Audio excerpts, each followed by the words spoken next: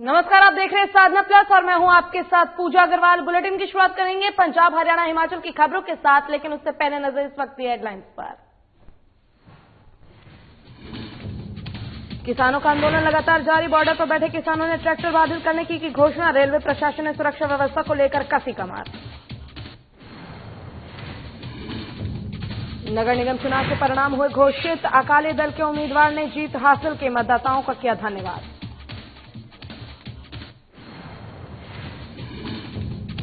भिवानी में federation of private school welfare association ने की प्रेस कॉन्फ्रेंस। पीसी में तमाम अधिकारी रहे मौजूद। स्कूल खोलने को लेकर हुई चर्चा। और यमुनानगर में फास्ट फूड वैन में लगी आग। मौके पर मची हलचल। कड़ी मशक्कत के बाद फायर ब्रिगेड ने आग पर पाया काबू।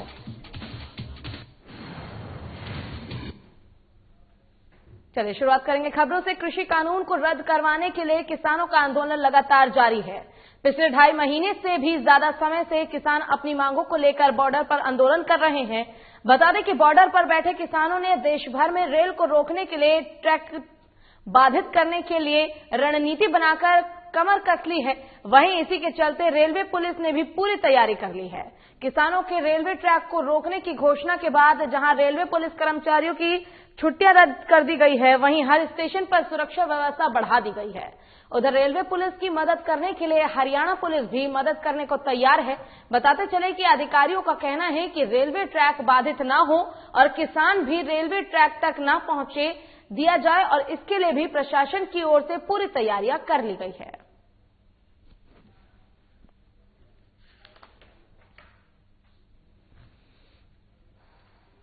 पुलिस की तरफ से हर स्टेशन पर फोर्स तैयार कर दी गई है, फोर्स लगा दी गई है और सारी गाइडलाइंस फोर्स को दे दी गई है। किसी भी प्रकार का नुकसान बिल्कुल नहीं होने दिया जाएगा। लोगों को सबसे पहले तो लोगों को समझाया जाएगा कि शांति का दान दे, कानून व्यवस्था बनाए रखे। इसके विपरीत अगर कोई बातें होती तो कानूनी कार्रवाई की जाए। और 3 कृषि कानून के विरोध में देश का किसान पिछले लंबे समय से संघर्ष कर रहे हैं। बता दें कि तीनों काले कानून को लगातार रद्द कराने की मांग की जा रही है। कांग्रेस ने अंग्रेजों के खिलाफ युद्ध लड़कर देश की आजाद कराकर देश में तिरंगा फहराया था। बीजेपी और आरएसएस के लोग हमेशा भगवा तिरंगा लहराने की बात करते हैं, लेकिन तिरंगा लहराने का अधिकार केवल कांग्रेस पार्टी को है। इसलिए हम आज तिरंगा यात्रा निकालकर देश के किसानों के साथ खड़े हैं। कांग्रेस पार्टी 3 कृषि कानून को रद्द करवाने की लगातार मांग कर रही है। पूर्व मंत्री कैप्टन अजय सिंह यादव ने कहा कि आज अच्छे दिन की जगह महंगे दिन आ गए हैं। केंद्र की बीजेपी सरकार लगातार पेट्रोल डीजल के दामों में बढ़ोतरी कर रही है। अब तो रसोई गैस के दामों में भी इजाफा कर सरकार ने गरीब लोगों की कमर तोड़ने का काम किया है। पेट्रोल डीजल के दामों में बढ़ोतरी होने के बाद महंगाई बढ़ने, जिसका असर मिडिल क्लास और गरीब लोगों पर पड़ेगा। पूर्व मंत्री कैप्टन अजय सिंह यादव ने कहा कि जिस देश को कांग्रेस पार्टी ने 70 सालों में खड़ा किया था, आज भारतीय जनता पार्टी की सरकार लगातार हर विभाग का निजीकरण कर देश को पूंजीपतियों के हाथों में सौंपने का काम कर रही है। महंगाई, बेरोजगारी और भ्रष्टाचार, इन सभी मुद्दों को लेकर आज कांग्रेस पार्टी तिरंगा उठाकर बाजारों में निकल पड़ी है। उन्होंने कहा कि राहुल गांधी का नारा हम दो हमारे दो सही है। उन्होंने कहा कि हम दो हमारे दो, ये आप सभी को पता है। दिशा रवि की गिरफ्तारी को लेकर उन्होंने कहा कि सरकार बुद्धिजीवी वर्ग को परेशान कर प्रताड़ित कर रही है। इसका हम कड़े शब्दों में विरोध करते हैं।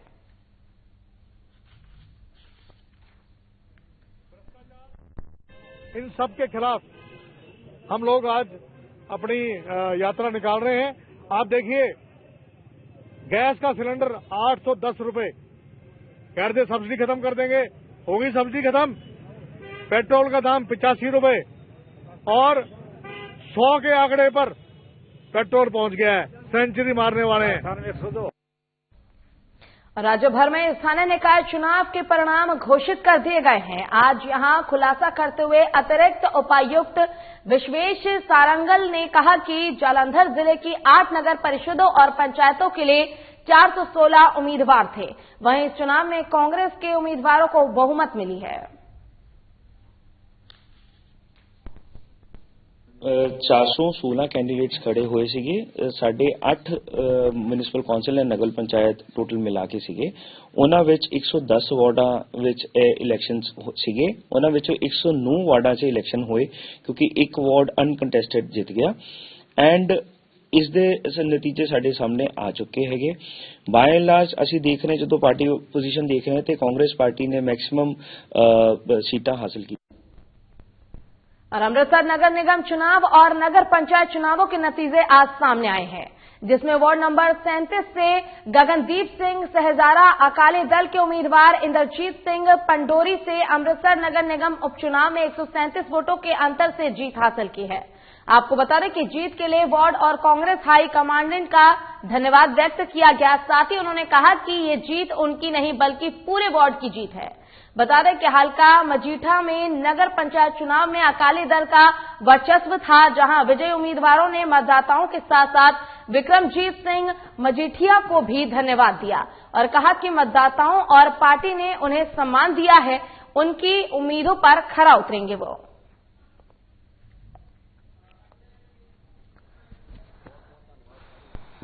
जिन्हां ने इन्नी मेहनत की नाल जिन्हां ने किसी मजबूरी करके नाल नहीं भी चलना पिया उन्होंने भी ये अपील करते हैं कि कोई भी बंदा किसी भी टाइम साडे को आए किसी को भी कोई ना नहीं होएगी, हमेशा तुहाडे वास्ते सेवा च तैयार रहांगे। कितनी खुशी हुई तुहानूं?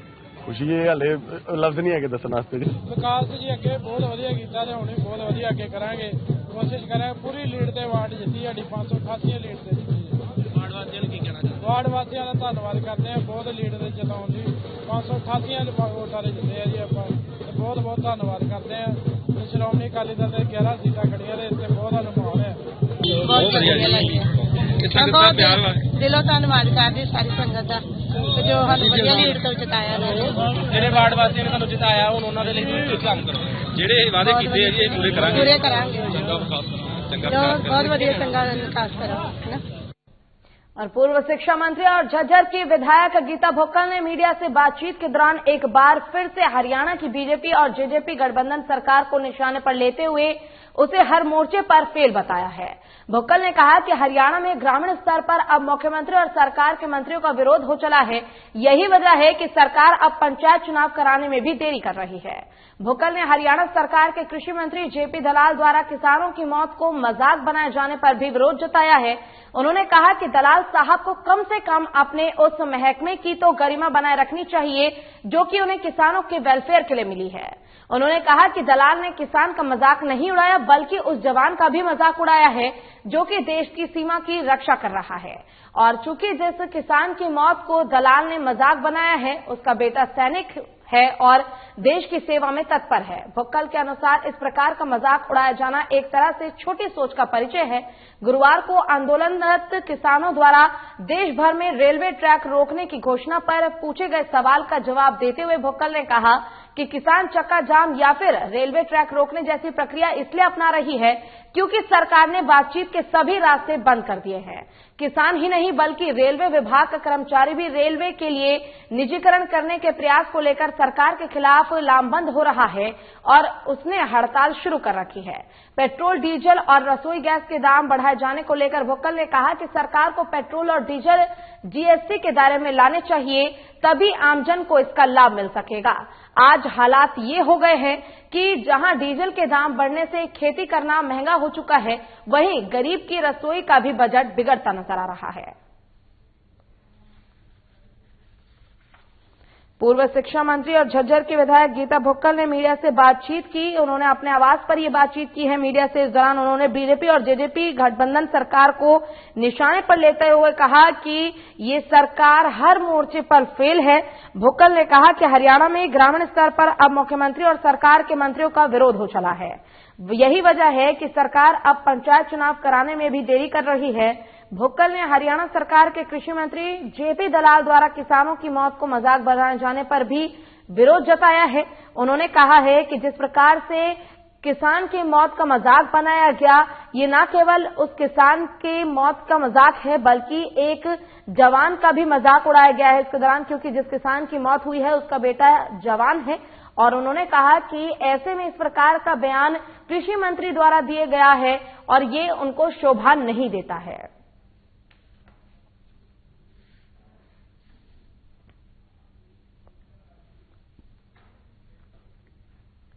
और जिला तारण के हल्का पट्टी में नगर कौशल के चुनाव के दौरान कांग्रेस पार्टी ने बड़ी जीत हासिल की है। काफी समय से हल्का पट्टी में अकाली दल का बोलबाला था, लेकिन इस बार कांग्रेस पार्टी ने 15 में से 11 सीट जीतकर ढोल बजाते हुए खुशी जाहिर की है। वहीं हल्का पट्टी के विधायक हरमिंदर सिंह गिल ने कांग्रेस पार्टी की बड़ी जीत को देखते हुए जीते हुए उम्मीदवारों को बधाई दी और कहा कि किसी भी उम्मीदवार से भेदभाव नहीं किया जाएगा, सबको एक साथ सम्मान दिया जाएगा और आगे का समय पट्टी के विकास को समर्पित किया जाएगा। खबर तरन से है, जहां हल्का पट्टी में नगर कौशल के चुनाव के दौरान कांग्रेस पार्टी ने बड़ी जीत हासिल की है। काफी समय से हल्का पार्टी में अकाली दल का बोलबाला था, लेकिन इस बार कांग्रेस पार्टी ने 15 में से 11 सीटों पर जीत दर्ज कर आपको बता दें कि उनको जीत मिली है, जिसकी खुशी उन्होंने ढोल नगाड़े के साथ की है। सभी कार्यकर्ताओं के बीच काफी ज्यादा खुशी और उत्साह का माहौल देखा गया। पट्टी के विधायक हरमिंदर सिंह गिल ने कांग्रेस पार्टी की बड़ी जीत को देखते हुए जीते हुए उम्मीदवारों को बधाई दी और कहा कि किसी भी उम्मीदवार से भेदभाव नहीं किया जाएगा, सबको एक साथ एक जैसा सम्मान दिया जाएगा और आगे का समय पट्टी के विकास को समर्पित किया जाएगा।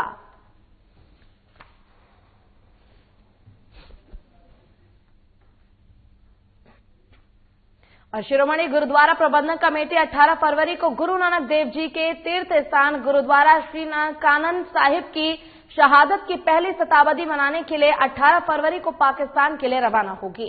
जत्था सुबह 9 बजे पथिक परंपरा के अनुसार शिरोमणि कमेटी कार्यालय से रवाना होगा। आपको बता दें कि एसजीपीसी को शहीदों की जन्म शताब्दी के अवसर पर श्री ननकाना साहिब में आयोजित होने वाले समारोह के लिए 505 तीर्थयात्रियों के वीजा मिले हैं। एसजीपीसी ने 629 तीर्थयात्रियों के पासपोर्ट दिल्ली स्थित पाकिस्तानी एम्बेसी को भेजे थे, जिसमें से 124 लोगों को वीजा नहीं मिला। वहीं इस अवसर पर सिख तीर्थयात्री अपने अपने पासपोर्ट लेकर काफी खुश नजर आए और उनमें शहीदों की शताब्दी को मनाने के लिए एक उत्साह के रूप में देखा गया। उन्होंने कहा 100 साल बाद कमेटी की ओर से शहीदों की शताब्दी मनाने के लिए समिति को धन्यवाद दिया गया है।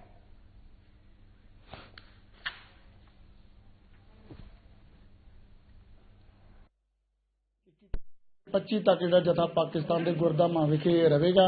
ਇਹ ਜਥੇਦਾਰ ਸ੍ਰੀ ਅਕਾਲ ਤਖਤ ਸਾਹਿਬ ਜੀ ਦੀ ਹਾਜ਼ਰੀ ਵਿੱਚ ਜਾ ਰਿਹਾ ਜਥੇ ਦੇ ਨਾਲ 505 ਯਾਤਰੂ ਸਿੰਘ ਜਿਹੜੇ ਉਹ ਜਾ ਰਹੇ ਨੇ ਤੇ ਪਾਕਿਸਤਾਨ ਵਿਖੇ ਐਮਬੈਸੀ ਵਿਖੇ ਅਸੀਂ 600 ਤੇ 29 ਸਿੰਘਾਂ ਦਾ ਭੇਜਿਆ ਸੀ। ਉਹਦੇ ਵਿੱਚ 124 ਜਿਹੜੇ ਯਾਤਰੂ ਜਿਹੜੇ ਕੱਟੇ ਗਏ ਨੇ ਉਹਨਾਂ ਨੂੰ ਜਾਣਕਾਰੀ ਜਿਹੜੀ ਦੇ ਦਿੱਤੀ ਗਈ ਹੈ ਜੀ। ਜੋ ਯਾਤਰਾ ਕਰ ਰਹੇ ਹਾਂ ਜੀ ਸਾਕਾ, ਇਹ ਯਾਤਰਾ ਬੜਾ ਉਦਮ ਹੈ ਪ੍ਰਬੰਧਕ ਕਮੇਟੀ ਦਾ, ਕਿਉਂਕਿ ਪਹਿਲੀ ਵੰਡ ਤੋਂ ਬਾਅਦ ਜੋ ਸਾਕਾ ਮਨਾਉਣ ਦਾ ਸਾਨੂੰ ਸੰਗਤ ਨੂੰ ਬੜਾ ਉਪਰਾਲਾ ਹੋਇਆ ਹੈ। तो महाराज की कृपा हुई है, असी 5वीं बार यात्रा कर रहे हैं श्री ननकाना साहिब की। और असी ये कहना चाहते हैं भी जो बीजे लाए ने प्रबंधक कमेटी ने उन्होंने बड़ा सहयोग दिया, क्योंकि उन्होंने कोई रसीद का रिचार्ज नहीं लेता। और भिवानी में आज federation of private school welfare association के द्वारा विजयनगर स्थित हैप्पी हाई में एक पीसी आयोजित की गई, जिसमें प्राइवेट वेलफेयर एसोसिएशन के प्रदेश महासचिव राम अवतार शर्मा समेत अन्य पदाधिकारी मौजूद रहे। उन्होंने बताया कि स्कूल वेलफेयर एसोसिएशन ने 20 तारीख को स्थानीय वैश्य मॉडल स्कूल में एक राज्य स्तरीय बैठक आयोजित की जाएगी, जिसमें पहले से 5वीं तक स्कूल खोलने के बारे में गंभीरता से चर्चा होगी। बताते चले कि राम अवतार शर्मा ने कहा है कि कोरोना काल के बाद अब सब कुछ सामान्य है, लेकिन कोरोना वायरस का बहाना बनाकर सरकार ने कक्षा पहली से लेकर 5वीं कक्षा तक के स्कूलों को अभी नहीं खोला है। ऐसे में निजी स्कूल संचालकों को काफी परेशानियां हो रही हैं। उन्होंने बताया कि पहले सरकार ने 15 फरवरी से स्कूल खोलने की बात कही थी, लेकिन अब अपना बयान पलटते हुए सरकार ने कहा है कि आने वाले 1 मई से सत्र शुरू किया जाएगा।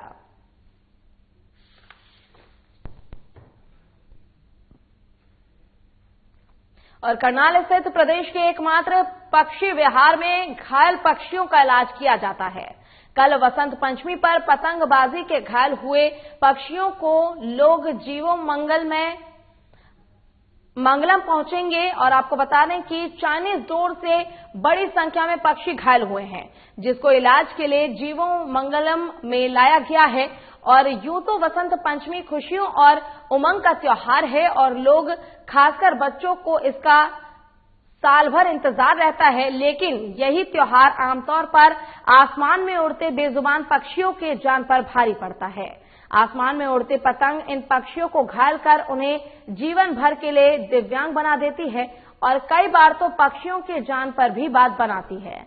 अपनी खुशियों के लिए हम जाने अनजाने में ही ऐसी गलतियां साल दर साल दोहराते जा रहे हैं। खासकर वसंत पंचमी का दिन तो इनके लिए आफत लेकर आता है। पतंगों की चाइनीज डोर से घायल ये निरीह और बेजुबान पक्षी आमतौर पर कहीं भी देखे जा सकते हैं। पतंगों की डोर से गली कूचों में घायल पड़े इन्हीं पक्षियों के लिए हरियाणा के करनाल में स्थित जीवो मंगलम संस्थान किसी वरदान से कम नहीं है।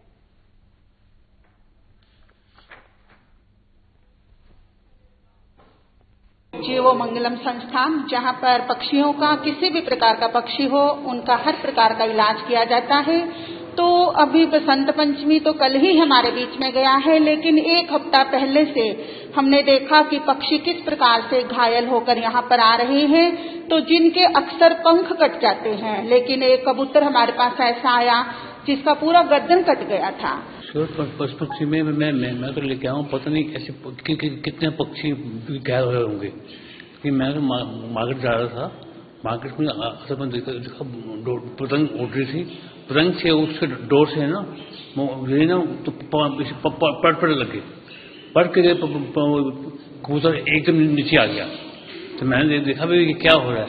दो लोग से वो भी इकट्ठा हो गए। तो मैंने कल बात किया, मैंने फिर बाजरा वगैरह मैंने उसको डाला। और गांव मोहना में 300 साल पहले बने चौपाल को अब दोबारा से सुंदर बनाया जाएगा। इसको लेकर जेजेपी के जिला अध्यक्ष तेजपाल डागर अरविंद भारद्वाज ने आज चौपाल में होने वाले 10 लाख के विकास कार्यों का नारियल फोड़कर शुभारंभ करवाया। ग्रामीणों ने जेजेपी नेताओं का फूल मालाओं से जोरदार स्वागत किया।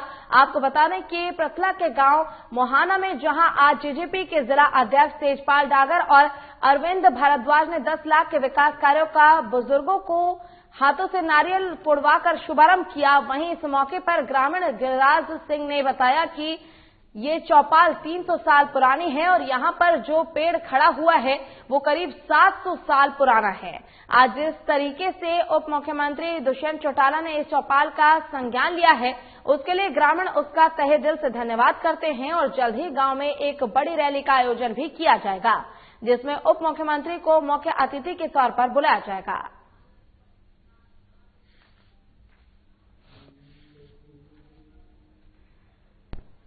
जी हमारे बीच में जेजेपी के जो हमारे प्रधान थे भाई तेजपाल डागर जी और अरविंद जी आए, जिन्होंने हमारे पूरन सरपंच वाली चौपाल के लिए 10 लाख रुपए दिए विकास के लिए। और हमने उनसे मांग करी है कि भाई कोई ऐसा समय नहीं रहा, कोई मुख्यमंत्री अपने कार्यकाल में नहीं आया, छोड़ा जो नहीं आया हो। हमने उनसे मांग करी है कि दुष्यंत चौटाला जी सबसे पहले मोहना आए और मोहना को उपमंडल का दर्जा दिलाएं। ये गांव के लोगों से जो विचार आया है तो ये बता रहे हैं कि 300 साल पुरानी जो चौपाल है और जो इसका जो है आज इसका शुभारंभ हो गया है, ये ज्यादा से ज्यादा 2 या 1.5 महीने के अंदर अंदर बन के तैयार हो जाएगी। इसके अलावा और कुछ मांगे भी दी हैं ग्रामीणों ने, उनको लेकर के अब दुष्यंत जी से गुहार लगाई जाए। उससे हम डिप्टी सीएम साहब से मिलेंगे और इनकी जो मांग है उनको पूरा कराएंगे। और पलवल के नागरिक अस्पताल में आज स्वास्थ्य कर्मियों को कोविड-19 वैक्सीन के टीके की दूसरी डोज लगाई जा रही है। जिला नोडल अधिकारी डॉक्टर योगेश मलिक ने बताया कि दूसरी डोज लग जाने के बाद स्वास्थ्य कर्मियों का टीकाकरण पूरा हो जाएगा। आपको बता दें कि जिला नोडल अधिकारी डॉक्टर योगेश मलिक ने बताया कि पलवल जिले में 500 स्वास्थ्य कर्मियों को कोविड-19 टीके की दूसरी डोज सभी टीकाकरण केंद्रों पर लगाई जा रही है। उन्होंने बताया कि टीकाकरण के पहले चरण में 4,588 स्वास्थ्य कर्मियों को टीका लगाने का लक्ष्य रखा गया है और उन्होंने बताया कि 16 जनवरी से लेकर अभी तक 3,905 स्वास्थ्य कर्मियों को टीके की पहली डोज लग चुकी है, जबकि 683 स्वास्थ्य कर्मियों को टीका लगना अभी भी बाकी है। आज 500 स्वास्थ्य कर्मियों को दूसरी डोज लगाई जा रही है। जो स्वास्थ्य कर्मी रह जाएंगे उन्हें 20 फरवरी को टीका लगाया जाएगा। साथ ही उन्होंने बताया कि वैक्सीन पूरी तरह से सुरक्षित है, जिससे शरीर पर कोई दुष्प्रभाव नहीं पड़ता है। लोगों को वैक्सीन लगवाने के लिए आगे आना चाहिए। पहले चरण में जब हमने स्वास्थ्य कर्मियों का टीकाकरण किया था तो हमने लगभग 4000 लोगों को पहली डोज लगाई थी। अब दूसरी डोज भी उन्हीं सभी स्वास्थ्य कर्मियों को लगाई जाएगी, जिसके लिए हमें आज का लक्ष्य 500 रखा गया है पूरे जिले में कि कम से कम 500 लोगों को आज दूसरी डोज दे दी जाए। और सभी से हमारी अपील है कि सभी स्वास्थ्य कर्मियों से जिन्होंने पहली डोज लगवाई है अपने 28 दिन पूरे गिन के हमारे किसी भी संस्था पर जाकर अपना टीकाकरण करवाना सुनिश्चित करें। और अगली खबर मेवात से है, जहां भले ही जिला मेवात शैक्षिक, सामाजिक और आर्थिक दृष्टि से अन्य जिलों में कोसों पीछे हो, लेकिन पुनहाना उपमंडल के गांव बढ़ा का प्राइमरी स्कूल शिक्षकों की मेहनत से आकर्षण का केंद्र बन गया है। भले ही मेवात के लोगों ने रेलगाड़ी में बैठने का सपना देखा हो, लेकिन दीवार पर बने रेलगाड़ी के चित्र को देखकर मानो उनका रेलगाड़ी में बैठने का सपना पूरा हो गया हो। स्कूल परिसर हरा भरा और आकर्षक दिखाई दे रहा है। बता दें कि पूरे स्कूल में शिक्षाप्रद स्लोगन लिखे गए हैं और बच्चों की पढ़ाई से संबंधित गिनतियां, फलों के नाम, पहाड़े, दिनों के नाम, महीने के नाम जैसे हर वो जरूरत की चीजें लिखी गई हैं जो छात्रों के जरूरत की है, वो सब स्कूलों की दीवारों पर लिखा हुआ है। आपको बता दें कि स्कूल अध्यापकों का कहना है कि स्कूल के अकाउंट में कुछ पहले धनराशि और कुछ नई राशि से स्कूल के सौंदर्यीकरण का काम किया गया है। उन्होंने बताया कि पहले सभी अध्यापकों ने बैठकर रणनीति बनाई कि किस तरह से स्कूल को सबसे आगे अलग बनाया जाए और बच्चों की पढ़ाई के साथ साथ बच्चों के मन को भी आकर्षित किया जाए। साथ ही उन्होंने बताया कि सभी स्कूल के अध्यापकों की सहमति से इस स्कूल की दीवारों पर इस तरह की पेंटिंग कराई गई है जो कि बच्चों को खूब पसंद आ रही है। उन्होंने बताया कि मेवात के बच्चों ने आज तक ट्रेन नहीं देखी, इसी को देखते हुए कमरों की दीवार पर रेलगाड़ी का चित्र बनाया गया है, जिससे बच्चे इन कमरों में बैठकर महसूस कर सके कि ट्रेन इस तरह की होती है। अध्यापकों का कहना है कि स्कूल परिसर में हरे भरे पौधे लगाए गए हैं। इसके साथ ही उनकी देखरेख करने की जिम्मेदारी शिक्षकों के साथ बच्चों ने भी उठा ली है। ये हमारे स्कूल में ना, जैसे कुछ एसएमसी अकाउंट है, उसमें पैसे रखे हुए थे पुराने ही, और कुछ नए नए आ रहे थे जो भी मत के अनुसार। फिर स्टाफ के बैठ के आपस में हमने मीटिंग वगैरह करके, तो फिर स्टाफ के सहयोग से हमने ये सोचा कि भाई स्कूल को ऐसा बनाया जाए कि बच्चों का आकर्षण अपने आप बढ़ जाए इसमें। और हमने जो है सहयोग से इस तरह का किया कि आज जो भी है हमारा ये सारा पूरे स्टाफ की मेहनत के कारण ही हुआ है। पूरे स्टाफ ने सोच समझ के मीटिंग लेकर जब किया, मैं आए यहाँ 1 साल ही हुआ है, तो मैंने आकर देखा तो काफी सुंदर था। जब भी अब भी इसलिए मेरा भी इसमें थोड़ा लगाव हो जाता, मैं भी लग जाता हूँ भाई चलो करते हैं। और बच्चों का पूरा सहयोग होता है। हमारे पास यहाँ पर चौकीदार भी नहीं होते, भी कोई बच्चा यहाँ पर कोई पत्ता भी नहीं तोड़ता फूल की दुकान। और हरियाणा के यमुनानगर में मंगलवार देर शाम एक फास्ट फूड वैन में भीषण आग लग गई। आग लगने की सूचना मिलने पर जैसे ही फायर ब्रिगेड की गाड़ी मौके पर पहुंची, इसी दौरान वैन में रखे सिलेंडर में ब्लास्ट हो गया। बता दें कि फायर ब्रिगेड कर्मी बाल बाल बच गए। आपको बता दें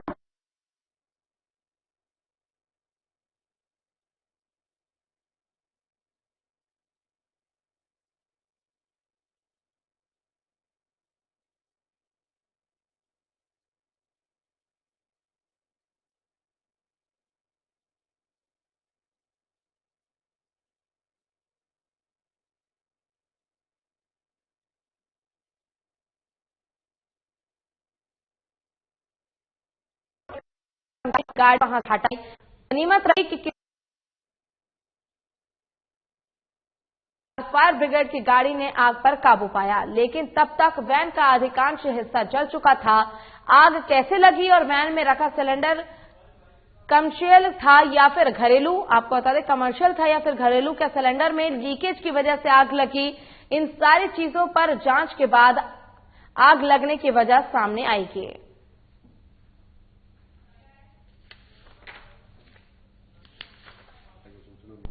पार्क के पास जो अपना ये फास्ट फूड का ठेला है, उसमें एलपीजी सिलेंडर में आग लगी है। जैसे ही सूचना मिली गाड़ी मौके पर आई और इसमें आग लगी हुई थी, आग को बुझा दिया गया है। इसमें जो सिलेंडर था उसमें अपना ब्लास्ट हो गया, लेकिन किसी प्रकार की किसी को चोट वगैरह या किसी की जानी नुकसान नहीं हुआ है। लगभग 4 महीने पहले अलवर क्षेत्र से लापता हुई महिला को फरीदाबाद क्राइम ब्रांच के अमर सिंह ने महिला को परिवार के हवाले कर दिया है। ये महिला लापता होने के बाद फरीदाबाद के पाली गांव स्थित एक आश्रम में पहुंच गई थी। पुलिस को सूचना मिली और पुलिस ने महिला की खोजबीन करके उसके परिवार वालों को सूचना देकर महिला को सौंपने का काम किया। आपको बता दें कि पाली के अनादि सेवा प्रकल्प आश्रम में बैठी ये महिला राजस्थान के अलवर जिले के एक गांव की रहने वाली है, जो 4 महीने पहले अलवर से लापता हो गई थी। घूमते घूमते ये महिला पाली के अनादि अनाथ आश्रम में पहुंच गई। आश्रम के लोगों ने पुलिस को सूचना दी और क्राइम ब्रांच के अमर सिंह की माने तो सूचना मिलने के बाद जब उन्हें महिला के पास जाना हुआ तो उन्होंने सारी खोजबीन की और परिवार के लोगों को महिला के बारे में सूचना दी और महिला को परिजनों को सौंप दिया गया।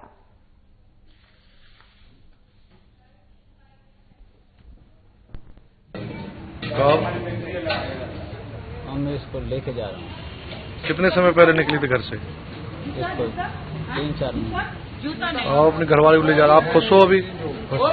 चलो, किसने मिलवाया इसको? पुलिस वालों ने मेरे को बताया। महिला की हमें सूचना मिली थी। अनादि एक समिति है जो NGO चलाती है ओल्ड एज होम में पाली गाँव में, तो वहाँ से सूचना मिली थी कि महिला हमारे यहाँ मिसिंग हालत में आई हुई, लावारिस हालत में 3-4 महीने से रह रही थी।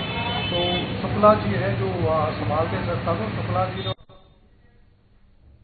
और दिल्ली से सटे फरीदाबाद में एक ही दिन में गोली लगने से 4 लोगों की मौत हो गई। गोलीकांड के बाद फरीदाबाद में दहशत का माहौल है। बता दें कि लगातार फरीदाबाद स्मार्ट सिटी की जगह क्राइम सिटी बनता जा रहा है। फरीदाबाद के लोग अब दहशत के साए में जीने को मजबूर है। और लग रहा था फायर आर्म इंजरी, बाकी पोस्टमार्टम के बाद सारा कुछ। कहाँ गोली लगी है? लड़के को कहाँ, लड़की को कहाँ? लड़की को इंजरी चेस्ट में है और लड़के के हेड में लगा। तो क्या हालत देखकर क्या स्थिति का अंदाजा हुआ? कितनी उम्र है लड़के लड़की की? नाम क्या है इनका? नाम कुछ नाम पता नाम NIT 1 के अंदर एक गाड़ी की लड़की की लाश पड़ी है। जब मौके पहुंच गए यहाँ BKU में ले आए हैं, इनको एडमिट कराया, लेकिन दोनों डेड हैं। और ये छानबीन से लगे, दोनों को गोली लगी हुई है। अभी छानबीन कर रहे हैं, जैसे मामला होगा तो इसके अंदर कार्रवाई की। और इसी के साथ फिलहाल के लिए इस बुलेटिन में बस इतना ही। खबरों का सिलसिला लगातार आगे भी जारी है। आप देखते रहिए साधना प्लस। नमस्कार।